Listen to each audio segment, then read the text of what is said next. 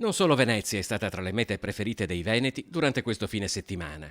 Con le riaperture di negozi e locali, la libertà di spostamento, perlomeno all'interno della regione, la bellissima giornata e soprattutto la voglia di tornare alla normalità dopo il lungo periodo di lockdown, anche la costa veneziana è tornata a ripopolarsi di visitatori in quella che si annuncia comunque un'estate difficile. I danni sono incalcolabili sia dal punto di vista economico che dal punto di vista sociale.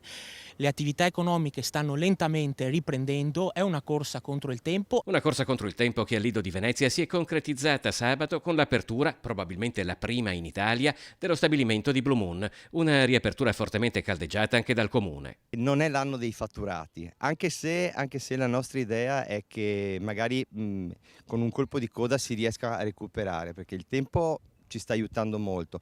I contagi zero, l'ha detto anche il presidente Zaia, stanno continuando a esserci, quindi abbiamo ragione di credere che già da giugno, per esempio, queste mascherine possano magari essere eliminate e quindi avere un ulteriore grado in più di libertà. Dal Lido di Venezia a Jesolo, se non si sa ancora quando arriveranno anche i turisti stranieri, presto la situazione potrebbe comunque essere tale da rendere difficile l'applicazione di alcune norme anticontagio, come quella sugli assembramenti.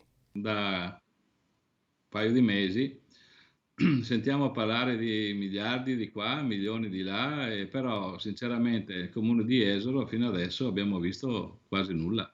E quindi tutte queste norme che noi dobbiamo far rispettare in più comportano dispendio di energie e di risorse, persone in più per controllare la spiaggia, adesso dobbiamo chiudere tutti i pontili. Tra i 10 metri quadri per ogni ombrellone, i pontili chiusi, sarà difficile contenere tutti, soprattutto nelle domeniche, nel periodo di Ferragosto e anche altri giorni.